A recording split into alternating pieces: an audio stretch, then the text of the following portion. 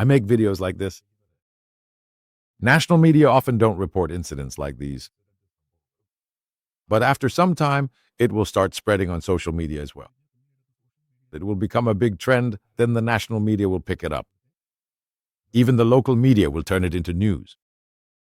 Because social media is very powerful. What exactly happened? This happened in Madhya Pradesh. The current ruling BJP is currently in what's called its western geographical part. It borders Gujarat. The area is Jhabua district, the district. It has the highest tribal population. So, in one of the villages there's a person named Ramji Tomar, who is a tribal. So while he was walking along the quiet road, he was suddenly stopped. It's a small village road. Then he was savagely beaten by a group of 14 people. So, among the 4 people who beat him, one is the person referred to as the main attacker and his father. There are 2 others as well. Then that video of the assault, they themselves recorded it and posted it on social media.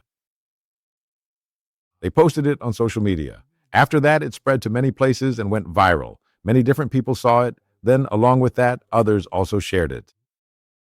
So when you watch this video, you can see it for yourself. To this person called Rajiv Domar, they are demanding that he chant Jai Shri Ram. They are beating him in the name of Jai Shri Ram. They are actually beating him. So even after being beaten so brutally, this Rajiv Dvamar, he says that even if they kill him, he will not chant Jai Shri Ram. He is a Christian believer. That is the story. No, he did not chant it. In the end, the people who beat him just left him there. He went and filed a case at the police station, and the police registered the case. And then, after all this beating, the attackers also left. After that, a case was filed, and the police registered the case in favor of both parties. The police investigated, but no arrests were made. What is the story behind this? This person called Rajiv Doma, Jai Rajav Doma, as he is known. July 7th, people like this same group, the people who are with them, Bajrang Dal, they went to his house, and this man, his father, they took him away, then brought him to the police station and forced him to convert his religion. Saying this, they filed a case. They were kept in jail for about 10 or 20 days. After that, they were released from jail. But for some reason, none of these Bajrang Dal people or the BJP members there were willing to go along with what was being said. They continued with their prayers and worship in that village. They kept on doing it in the same way. That is, what they said was, they would not give up their faith no matter what. Even if you beat them, arrest them, or even kill them, they would not change. They live in a democracy, so they have the freedom to believe in anything, to worship, and to go wherever they want. This is what they said. Regarding the beatings mentioned, that is, if you look at those who were beaten, you will see 2 young men. Their father there is the sarpanch of that place. That is, he is the president of the panchayat. That is, he is one of the tribal leaders there. He is the elder among them. He belongs to the community group there. So, for any reason, whether it is the Christian faith mentioned here or any other faith, as a matter of faith, they are not interested in moving towards that. What is the reason for that? All of their vote bank is what is referred to as the Hindutva vote. That is, among the tribals, that particular type of vote is what it's about. Because once they leave, they won't get this vote tomorrow. They haven't done anything as leaders for them. If you ask, do you understand, Jabu? In that village, Christian missionaries are active. They're active in the coastal areas too. There's no doubt about that. There's a home church. There's a school. There are small clinics. In other words, they're relocating the tribal people. So, when you watch this video, what is it that you should understand from such an incident being forced like this? That is, if it had been earlier. If this had happened 110 years ago, after the beatings and arrest by the police, if someone just said Jai Shri Ram, everyone would have started chanting Jai Shri Ram. The Adivasi community. So they could be intimidated because these are people who work here, living in poverty and deprivation. But here, the person called Raji Domar, as shown there, has the courage to say, even if you kill me, I will not say that. Do whatever you want. Do whatever you want. Do whatever you want. Do whatever you want. And then someone else sent me the wife's statement on WhatsApp. She says this: whoever they are, it's just one person, along with their group. There's an attempt to convert, that's what's being provoked.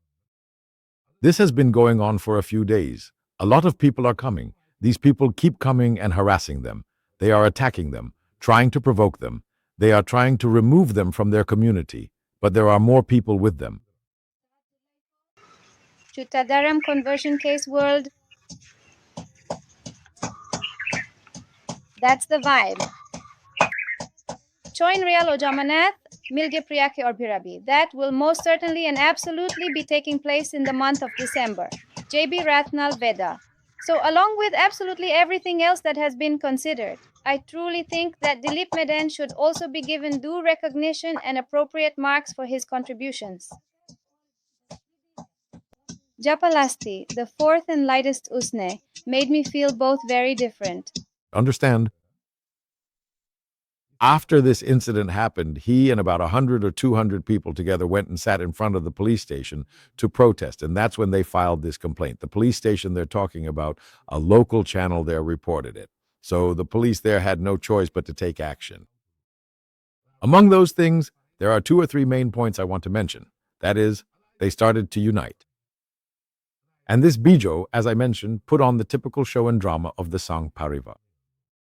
Even in the past, there was never such unity. Earlier, it was never like this. If you look at many of the notable incidents related to beef and all, you can see for yourself. That thing Jai Shri Ram calls out to these Muslims, I mentioned that. They are actually really scared, basically. This is a fact known to everyone. But what we see here is that even though they are Adivasis, those who are truly devoted to their faith are not swayed by these old threats. Because they have changed, India has changed, and they have changed too. For them, this noise and commotion, or even being put in jail, has become part of their identity. Nothing will change them because of that. That's what I meant when I said today's India is not the old India.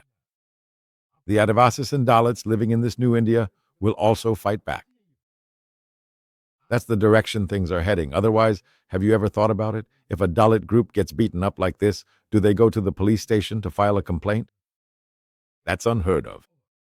Because they're too afraid to go. The Sarpanch and the Panchayat will say, we are the most powerful people in this village. So whatever those people say, they have to just listen and obey. But here, the exact opposite happened. They went there and filed a complaint at the police station. A case was filed against them. Then those people have political influence because the ruling party is BJP. There's a politically influential activist there, someone from the Parivar. So in their own way, they countered by filing a case, claiming that a forced religious event took place. The community's recent video went viral over there. That is, in Madhya Pradesh, it went viral and even the police got caught up in it. Because of that, the government said they would take immediate action and arrest those involved. So after they tracked them down, now both the attackers and the Sarpanch are in custody. What I'm trying to say is this. This is not the old India, this is the new India. In the new India, if incidents like this happen, there will be a response. Because these people are educated now. They won't just blindly chant Jai Shri Ram if you go around beating people up and telling them to say it. You know, Samuel Kamalasan, the lieutenant. He eventually went all the way to the Supreme Court. He said, I can stand together with the unit and the army, but I cannot perform the puja. Basically, it says that we are free to believe or not believe in whatever we like. That is, in what is called the New India, you can force or compel anyone to do something. You can be careful. Even if they are put in jail, they have one stance. That stance is the stance of India. Whoever tries to break it, whether it's the Sangh Parivar or Bajrang Dal, there was a time for that. Whatever happened at that time, what does it matter to me? The Ravji Domar you're talking about, what he did there, he has people to go with him, people to organize. Once they found out, the ones who beat him up were then afraid to go back to their own village lot. So it's about responding in a way that shows they will react. This is what's new. This is what we need to keep in mind. So I can believe in the faith I like. But the time when I was forced to do this or that is gone. You might be isolated, and there could be an incident there, but they will definitely respond. That is, today is not like the old days. They will react. The best example of this is in Jabwa district in Madhya Pradesh. We have seen this happen.